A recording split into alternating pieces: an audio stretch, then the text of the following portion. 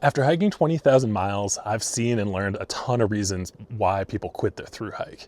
The reality is about 70 to 75% of people that quit a thru hike. So that means 1 out of every 4 people are the only people who make it to the end. 3 out of the 4 end up quitting for one reason or another. So in this video, I'm going to go through the top 10 reasons people quit a thru hike so you can learn about them and try to combat them if you're an aspiring thru hiker yourself.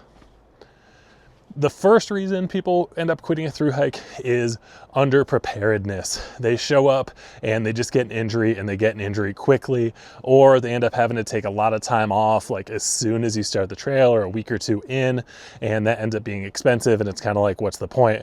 And they go home. The reason, I think one of the reasons this is so prevalent is you do see a lot on social media, people kind of bragging about how they went and they started a thru hike completely off the couch. I did that too, but I'll be honest, it was kind of dumb. It was really dumb, and it was really risky. I was actually super lucky. The reason I made it through is I just went ultra freaking slow. Like, it took me 17 days to go from Katahdin to Monson. If anybody knows what that is insane. My first thru hike was the Appalachian Trail, but going that slow is the only thing that saved me. And even then, there were a few times when I just got really lucky. Honestly, you can just get an overuse injury. You have to take a ton of time off, or you'll just injure yourself worse and end up getting hurt and going home. This for sure is the #1 reason. So try to train for your thru hike. You can start today. Throw a weight in the backpack, do some step ups. We can go more into depth in that in another video. The second reason people quit their thru hikes is money. Thru hiking is expensive. As with everything else in the past few years, prices have kind of gone up substantially. That is also true on the trail. And even if you're on a tight budget, it can be very challenging. Let me explain why. All right, so say you're on a really tight budget, but you're hiking around these really cool people you just met. You met some new friends, they're awesome. Let's say it starts raining. Your plan is to camp kind of near the trailhead. Maybe you'll go into town quick, grab some food at the grocery store, and go right back and camp in your tent. Everyone else in the group is going to go into town. They're going to get a meal and split a hotel. It is almost impossible. I do say almost impossible because some people are able to do it, but it's almost impossible to say no. And money just starts going quick. Same thing at the beginning to kind of go with that under-preparedness. If you're forced to go really slow at the beginning, I mean, it's okay to go slow. There's no, if you're really racing, then you should try to go fast. But for most people, just go whatever pace you're comfortable with. I mean, who cares? But the slower you go, the more money it does cost. Like, if you show up unprepared and you have to wait out because you have kind of some shin splints developing or kind of some pain in your foot, you really should take time off to let that heal before you just make it go into an injury that gets you off trail. But that can be very expensive. Also, at the end of the trail, most people think, oh, I'll figure life out, but they end up super confused. It's like, oh my God, if everything is so amazing out here, why on earth would I want to go back to work a job I don't really like in normal society around people who don't know what this magical life is like? So if you have a little extra money saved, you can kind of delay that or kind of set yourself up for something cooler that you might like. So save up more money than you think you need. It will be important. Same thing like footwear. Oh man, it can take a long time for some people to get that right, and you end up spending, like $150 or more per pair of shoes. So you got to figure that stuff out. Save your money. The third reason people quit thru hikes is expectations versus reality. You expect it to be like, oh, just walking through nature, this is so amazing. And while that can be true in a lot of instances, the reality is you're eating ramen smelling like a rotten freaking animal. You're like, oh, I smell like rotten garbage all the time. How appealing is that? Oh, I can't wait to have my 16-cent ramen over my stove tonight. You're dreaming of cheeseburgers and things like that, but the reality is you don't have them a lot. You're like, oh, let me have another disgusting bar I can choke down. So the reality versus the expectation is real. If you look on some Instagram or whatever and it's like, oh my God, it's so beautiful. Sure, you get those moments. And to be honest, that's what is really magical about thru hiking. You can be exhausted, just hike all freaking day to get to the top of this mountain. And it can be extremely rewarding to get that view and to see everything, and that's awesome, but you definitely have to be prepared for the hardships. Like, it can rain for a week straight.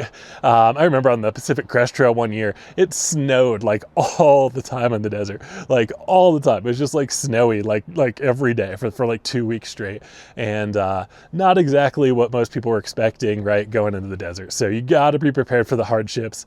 You're gonna smell like a rotten animal. You're not gonna shower for a week or sometimes weeks at a time. So expectation versus reality is a big and important one. Number 4 reason people quit is gear. For some people it's too much, for some people it's too little, and for some people it's just lack of knowledge. Now let me go through all of those. Lack of knowledge first. A lot of people show up on a long trail, believe it or not, and it's the very first time they set up their shelter is on the trail the first night. Sometimes you can get away with this, other times you can't. I mean, God, I remember starting the AT once. It was literally like 17 degrees and windy at Springer Mountain that first night. It was freezing. People were struggling to set up their tents. A lot of people really didn't have enough clothing to stay warm, and it was just crazy. You know, I had another time I started in Springer, and there was like 2 days in, there was this insane rainstorm that ended up, like one hiker got rescued, like a couple people I met ended up quitting. Several people didn't really know how to set up their tent properly and got soaked. Just all sorts of shenanigans occurring. Because of that. But there's a couple things, so you can bring too much. If you show up with the 85-pound backpack, you have everything, you got to get that pared down to some degree. You can also, though, you can go too light. I would argue one of the biggest weapons in being able to go ultralight is fitness, because if you can move all day, if you're fit enough to actually hike all day through mountains, you can bring a lot less with you because you don't need to take breaks, because as soon as you stop moving, you start to get cold. So because of that, and because most people do show up kind of under-prepared or a little bit lack fitness, you really want to carry some extra insulating layers with you, and it might be even worth it, dare I say, to carry a couple of extra pounds. I know ultralight people are going to hate me for that, but because you end up taking so many breaks at the beginning of your thru hike, you want to remain warm. You don't want to just be shivering and getting hypothermic every time. So it can for sure go all ways on gear, and we can discuss that more in another video. The 5th reason people quit thru hike is homesickness. You've got a partner, you got a boyfriend, you got a girlfriend, you got a spouse, you've got a child, you've got a dog, you've got a job, you've got friends. All of these things you're leaving behind. You might think oh, that's fine, it will be fine. Some people are able to work through that, but for a lot of people, it can really be a struggle to be away from those things you love so much. You might have cell service a lot less than you expected, or be able to text and stuff, or maybe you do get cell service up on a ridge, but it's at the wrong time to really call that person because they're at work or whatever. So that can really, really be an issue. Some ways to prevent that, if you have a significant other, I've seen people be really successful when they planned kind of trips to visit each other fairly regularly. One person came to the trail, or the person from the trail went to the person. That can be a good idea, but just know you can't, even though you think, oh, you can just kind of walk away from your troubles, they're going to be in your head all day long, and we'll get more into that. Next up is boredom. After the first few weeks or few hundred miles, you kind of get in the routine of things, and things start to lose their excitement a little bit, right? Usually it's ooh, where do I select my campsite? I'm meeting all these new people. This is what this trail is like. This is what it's like to go into a town. But once you get to the 5th or 6th town, you're maybe 4 or 5 weeks in, some of the novelty wears off. Personally, I freaking love trail life. I almost never get bored of it. It's so much fun. It can be torturous at times, but I love it. But it can be kind of boring. You pretty much wake up, pack up all your stuff, eat some oatmeal or some bars, walk all day, get to camp, eat some ramen or an expensive mountain house meal you've had 14 of already, and then you set up all your gear and you fall asleep, and then you repeat that over and over and over and over. It might be fun for the first month, but for a lot of people after that, when you realize you have 4 or maybe even more months after that you're doing the same thing, it can get a little bit kind of wearisome on you. So I would expect that, number number one, and you can combat it like a number of ways. You know, you can have podcasts, you can have, you know, your technology and kind of introduce that if you're into that in the hike. You can try to have like set challenges for yourself. You can just, I don't know, I guess I would just try to be prepared for it, but that's definitely something most people experience, that they're like, oh, it'll be fine. But then it's kind of like, oh man, this is really mundane. I'm doing the same thing and it's exhausting. So keep that in mind. The seventh reason for quitting a thru hike is becoming a townie. Yes, the town vortex. You can get sucked in. Oh, and it can feel so good. But it can also kind of cause you to go astray of your original plan. You might go to some hostel, you meet some cool people. All those foods you've been dreaming about the whole time you've been hiking, like, oh, I wish I could have a cheeseburger. Oh man, I like, you know, like a hot drink, a cold drink. A drink that's not the temperature that it is outside. All these things are readily available. There's nice people, there's showers. You know, you can probably even swing a job at a hostel or somewhere in town. There are certainly opportunities for things like that, should you be interested. But be careful, because it can kind of get you off your original goal. If your original goal is to thru-hike the trail, and then you're spending like 2, 3, 4 weeks in every town, or even 1 week in each town, then you might have trouble finishing, and for some people, they end up quitting as a result. I would enjoy the luxuries of town, but also leave them. Oh, I do love town, though. I just really don't want to work at a hostel cleaning up those showers or anything. So those of you that do, thank you. I appreciate you, but it's not for me. Number 8 reason for quitting thru hikes. This one is controversial, and it's skipping trail miles, right? So this is a controversial topic, because, you know, do you hike every single step of the actual designated trail? Do you decide to take alternate routes, but you have a continuous footpath from one terminus to the other? Do you decide to skip miles? I would argue a lot of people end up skipping miles nowadays, and that's fine. I mean, to me, it's more just like, be honest about it. You know, if you're going to be okay with it, if you're going to like hate yourself and have to like lie about it, and that could like haunt you, then you probably don't want to do it. But one thing I've noticed is that like people who skip a lot of miles like end up sometimes quitting. Like, you skip a little bit first, okay, that's fine, and then you're like, oh, maybe I'll do a little more. Like, oh, this town you can hitch in on one road and hitch out the other. Oh, I could just skip like 200 miles. Just be careful. I've noticed a lot of people kind of get in trouble with the skipping miles. If you skip, you can just kind of get addicted to it, and then you'll skip, and then you'll kind of be like, what's the point? You're like 600 miles ahead or 800 miles ahead, and you're like, I might as well just go home. What am I even doing out here? Some people react finely to it.